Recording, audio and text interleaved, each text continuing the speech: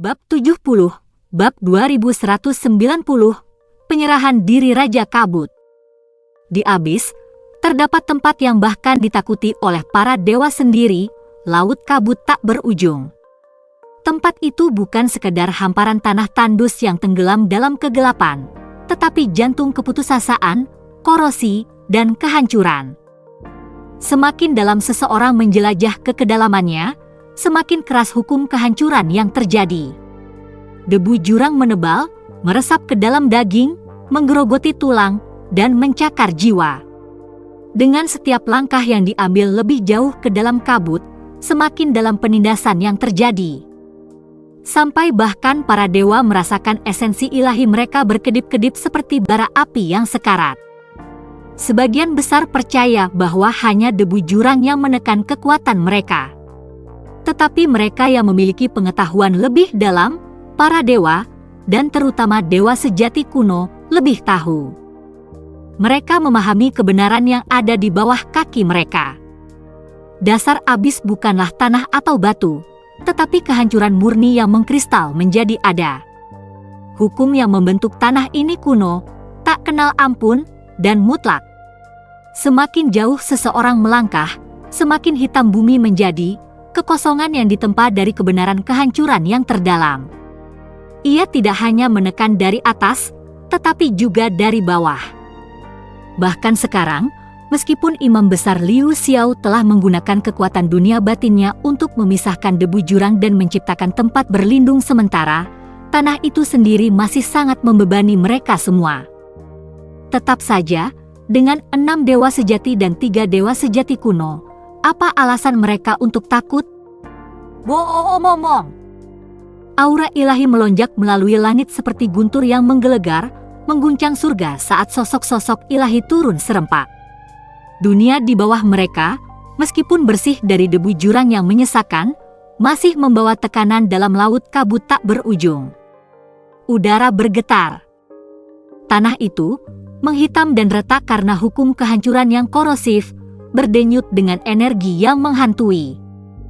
Dengan Imam Besar Liu Xiao yang telah mengusir debu dengan kekuatan ilahinya yang dahsyat, medan perang menjadi sangat sunyi, sangat jernih, tetapi jauh dari aman.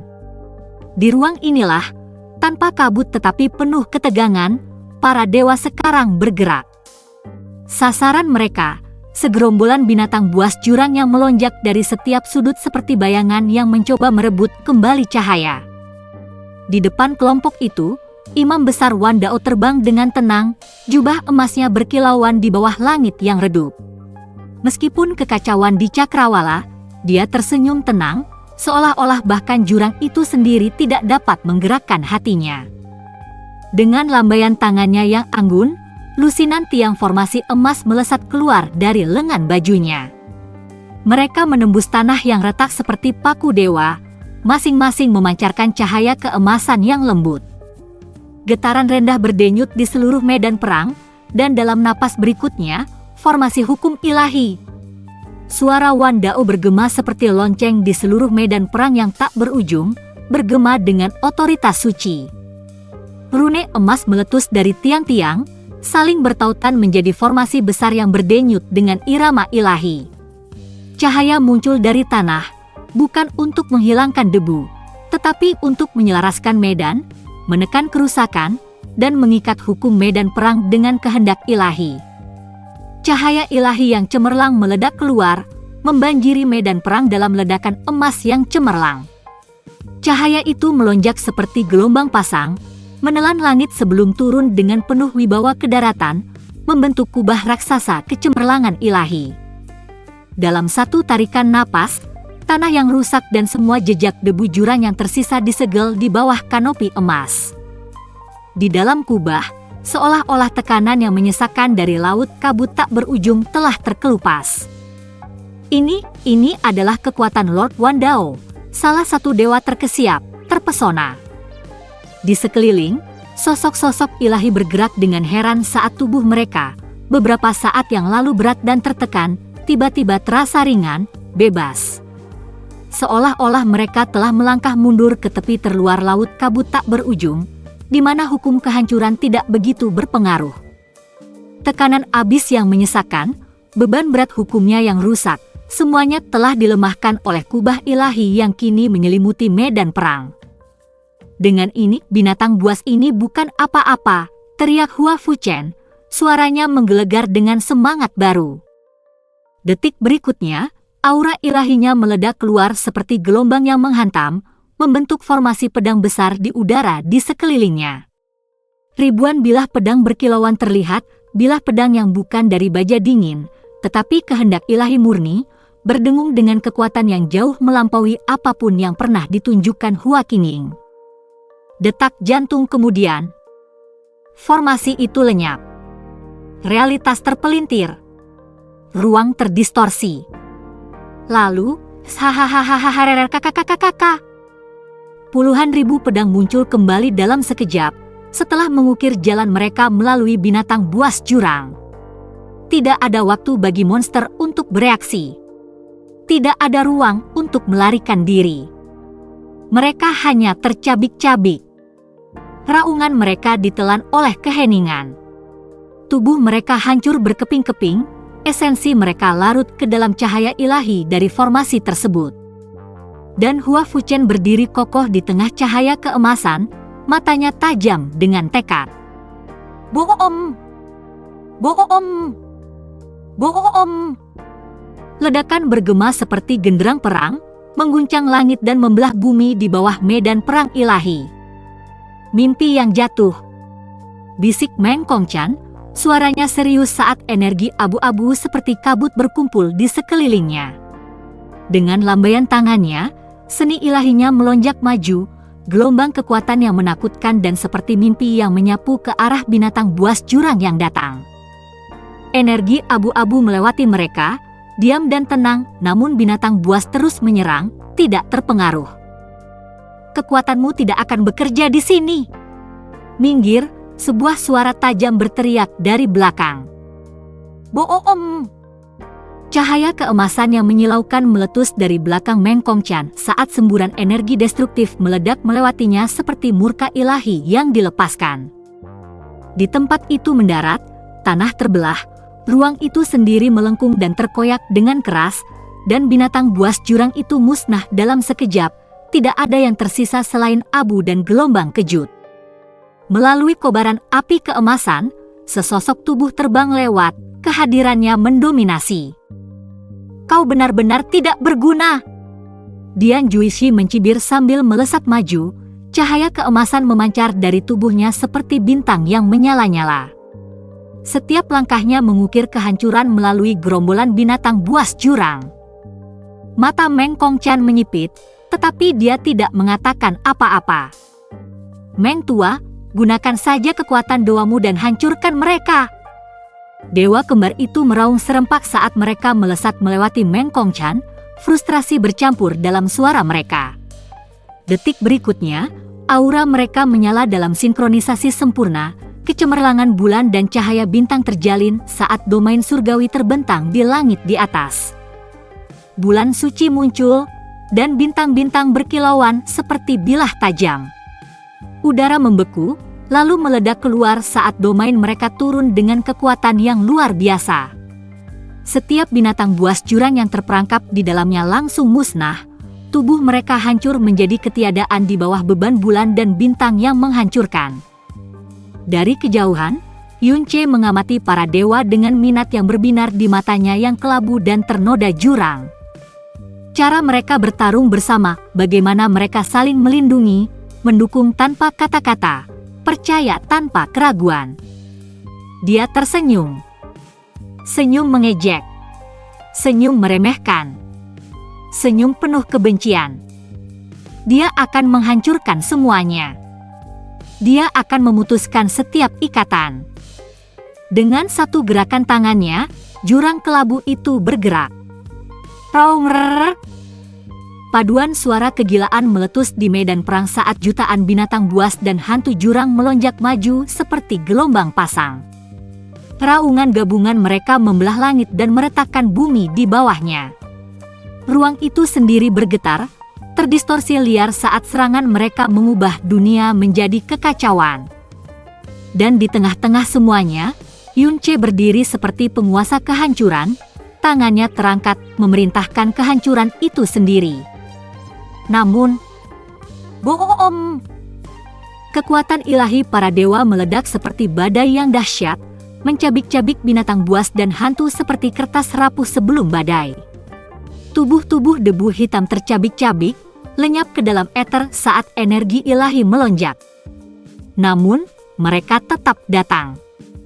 Jutaan demi jutaan, gelombang kegelapan dan kehancuran yang tak berujung. Mereka melonjak tanpa rasa takut, tanpa keraguan, tanpa pikiran. Karena mereka tidak hidup. Mereka lahir dari kehancuran. Kehancuran murni terbentuk. Ya, para dewa memiliki keunggulan. Kekuatan mereka luar biasa. Kekuatan ilahi mereka dapat menghancurkan apapun di jalan mereka.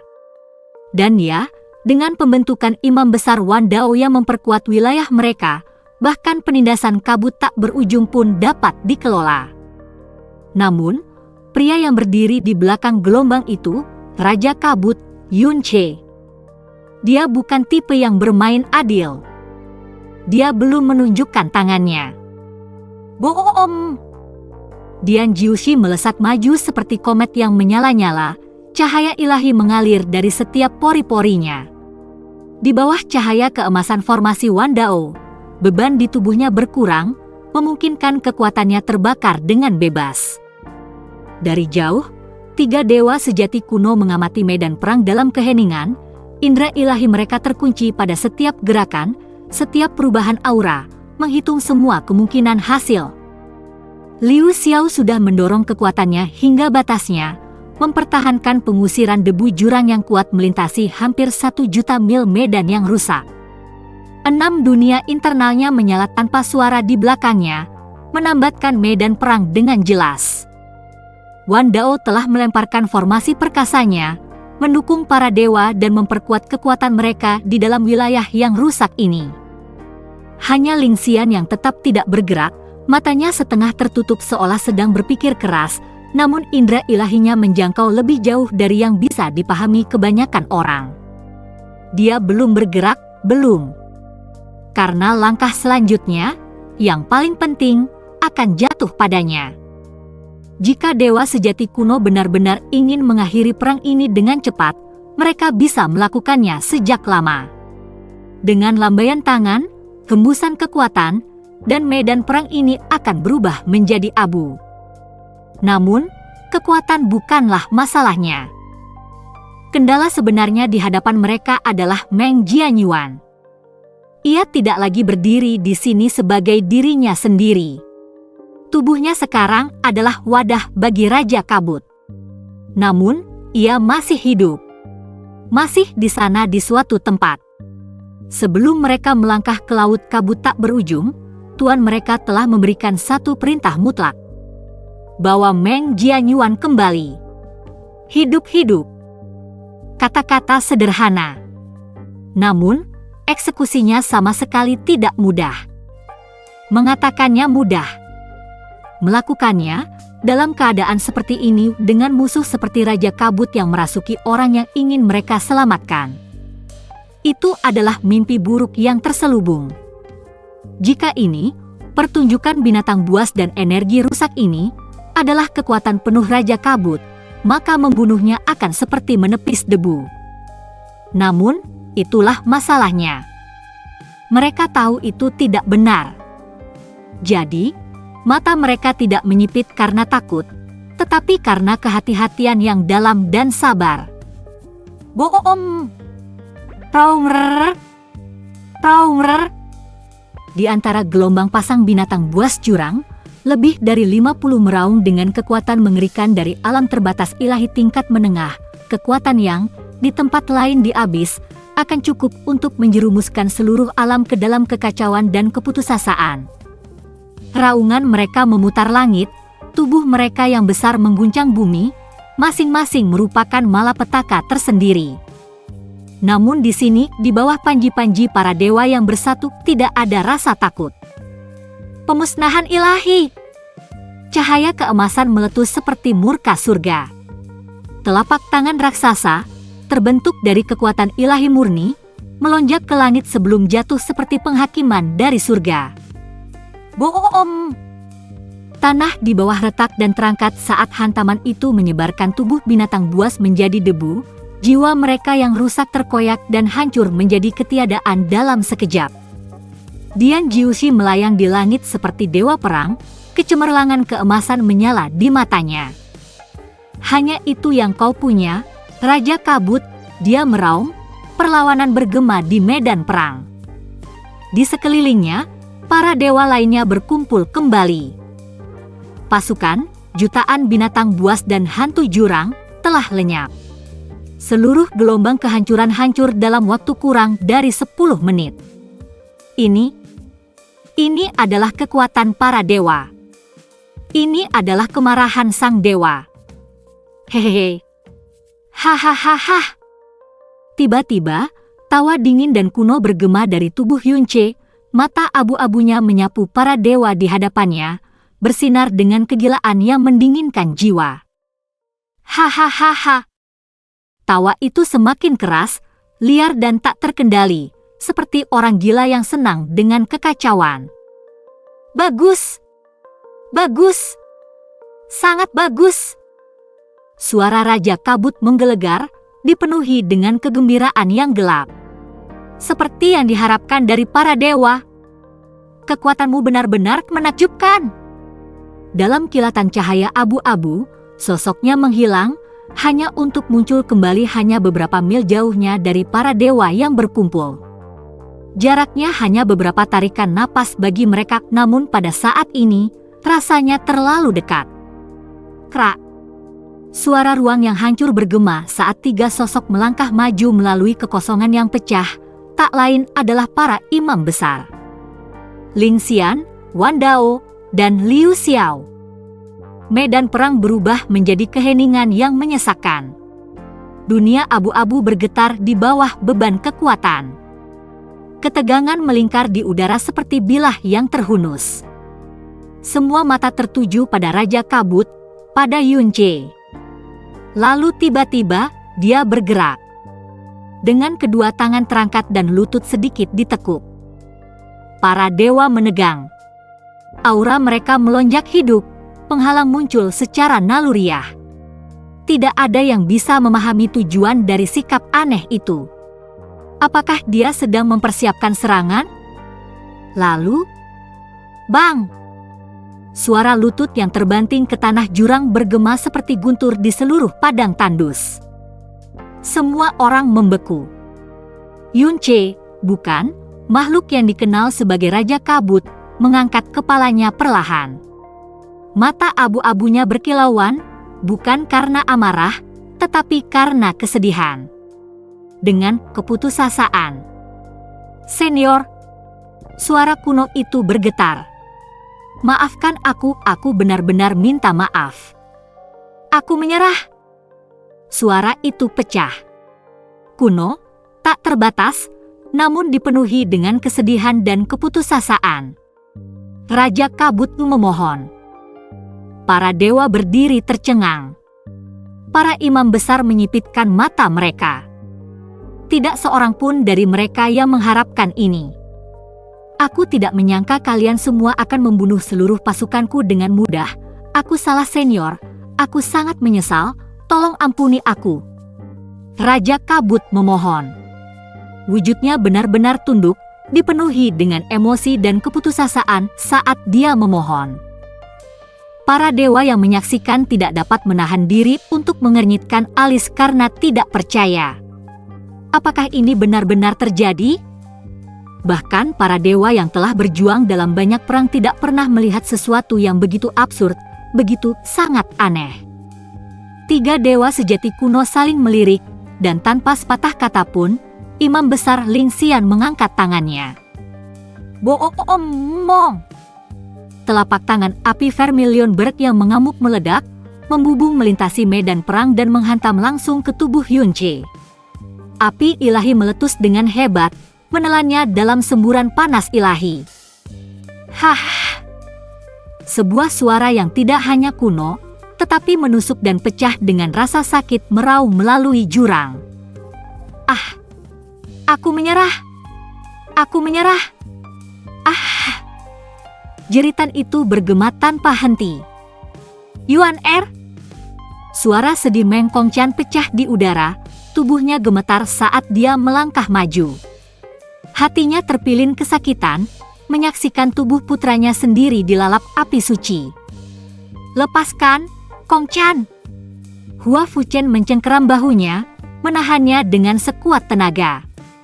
Para imam besar tahu apa yang mereka lakukan. Jika ada sedikit saja kebohongan, kita tidak bisa mengambil risiko. Namun, meskipun api membakarnya, meskipun rasa sakit yang membakar yang bahkan dapat mencabik-cabik dewa, Yunche, tidak, Raja Kabut, tidak melakukan apapun untuk melawan. Tidak ada pembalasan. Tidak ada pertahanan. Bahkan tidak ada bisikan energi untuk melindungi dirinya sendiri. Dia hanya terbakar dan meratap dan terus menyerah. Seperti yang dia katakan, dia mungkin benar-benar menyerah. Aku menyerah, para senior. Aku salah, Suara Raja Kabut merintih melalui mulut Yunche, tubuhnya berguling tak berdaya di tanah jurang yang hangus saat api menelannya. Suara Imam Besar Liu Xiao menembus kekacauan seperti guntur ilahi, mantap dan mutlak. Tinggalkan tubuh Meng Jianyuan dan kami akan mengampunimu. Keheningan menyelimuti medan perang. Setiap dewa yang hadir terdiam, menyaksikan dengan saraf tegang dan mata menyipit. Bahkan dewa sejati kuno, meskipun mereka lebih unggul, tetap memperhatikan dengan seksama satu gerakan yang salah, dan mereka akan melenyapkannya di tempat dia berdiri. Kia-kia, senior, suara kuno itu tergagap. Kemudian, wosh, seberkas cahaya abu-abu meledak ke atas dari tubuh Yunche, melonjak ke mata kuno di atas, yang sekarang berkilauan bukan dengan kesombongan atau ancaman, tetapi dengan apa yang hampir tampak seperti penyesalan. Dengan jentikan lembut pergelangan tangannya, Imam Besar Ling Xian menghilangkan api vermilionnya. Api itu menghilang dalam sekejap, meninggalkan sosok Yunche membara, tubuhnya terbakar parah, kulit hangus berderak samar di bawah kabut pucat. Tanpa kendali Raja Kabut, kekuatan Yunche merosot, auranya yang luar biasa dari alam terbatas ilahi puncak runtuh seperti gunung yang runtuh, jatuh dengan cepat hingga mencapai alam master ilahi, tingkat 6. Pada saat itu, kilatan cahaya lain, lembut dan keemasan, melilitnya. Swoosh! Tubuh lemas Yunche menghilang dari tanah yang terbakar dan muncul kembali di hadapan para dewa, melayang dengan tenang di depan mereka. Napasnya pendek, kesadarannya kabur, tetapi wajahnya kembali menjadi wajahnya sendiri. Dan Meng Kongqian, yang tidak berani berkedip selama percakapan itu, akhirnya menghembuskan napas yang tidak diketahuinya. Yuan Er, teriak Meng Kongqian saat ia bergegas maju dan memeluk putranya. Tanpa ragu, ia menyalurkan kekuatan ilahinya ke tubuh Yunche, berusaha keras untuk menstabilkannya, menyembuhkan luka-lukanya, menghidupkan kembali wujud anak yang babak belur yang pernah hilang sebelumnya. Jadi sekarang, mata Imam Besar Liu Xiao menyipit saat dia mengalihkan pandangannya ke langit. Katakan pada kami siapa dirimu, dan kami akan mengampunimu. Ya, aku. Wajah besar yang berlama-lama di langit, yang dulunya menyedihkan dan penuh kesedihan, tiba-tiba berubah. Mata yang memohon itu melengkung menjadi celah. Mulutnya terentang menjadi seringai lebar dan jahat. Kilatan gelap melintas di matanya. Para dewa membeku. Rasa ngeri merayapi tulang belakang mereka. Sial! Salah satu dewa mengutuk keras. Tapi sudah terlambat. Cerak! Kilatan cahaya merah yang menyilaukan meletus tanpa peringatan, lebih cepat dari apapun yang pernah mereka rasakan sebelumnya, tidak dapat dilacak, tidak dapat diblokir. Saat itu muncul, dunia di sekitar mereka terdistorsi. Kubah formasi hancur seperti kaca yang rapuh, cahaya ilahi padam dalam sekejap. kabut tebal jurang yang telah tertahan selama hampir 1 juta mil melonjak kembali dengan kecepatan yang menggelegar, menelan semuanya dalam warna abu-abu pekat. Dan pada saat itu juga mereka menghilang. Tentu saja, Yunce ingin kembali ke kerajaan ilahi untuk melihat tanah suci lagi. Namun, jika dia melarikan diri dengan mudah, jika dia hanya berjalan keluar dari kabut tak berujung setelah diselamatkan dari Raja Kabut, bahkan tetua yang paling bodoh pun akan curiga. Jadi, selama menunggu, berpura-pura, terbakar, berdarah-darah, dia sedang merencanakan. Dia tidak memiliki kekuatan yang sebanding dengan para dewa. Namun, dia memiliki satu hal yang tidak dimiliki orang lain di jurang. Pengetahuan terdalam tentang kabut tak berujung. Dia tahu mereka tidak akan bisa bertahan hidup. Tidak mudah. Dan sekarang, dengan satu kilatan merah, Yunce, korban, yang tidak sadarkan diri, dan semua dewa, termasuk 3 imam besar, langsung dipindahkan lebih dari 500 juta mil lebih dalam ke laut kabut tak berujung. Di tempat itu, bahkan cahaya pun berjuang untuk tetap eksis. Di tempat itu, hukum kehancuran berdenyut dengan kekuatan yang mengerikan. Dan korosik itu melonjak seperti gelombang pasang, menggerogoti kekuatan ilahi, melahap energi yang mendalam, meresap ke dalam jiwa dan tulang. Para dewa telah berjalan ke dalam perangkap. Dan sekarang, bahkan keilahian mereka pun gemetar.